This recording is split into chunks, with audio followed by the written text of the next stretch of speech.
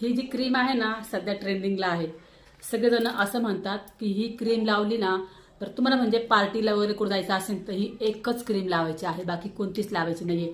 तर मग मी पण बाय केली, म्हटलं बघूया. आता मला आज मेकअप करायचा होता ना, तर चला मग तुम्हाला पण दाखवते मी खरं काय आणि खोटं काय.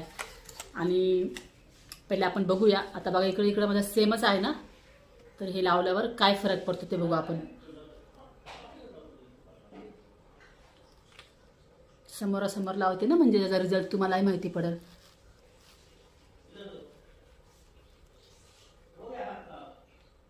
वाव, मस्त ग्लो करते हा. हे रोज रोज गोल्ड कलर आहे हा.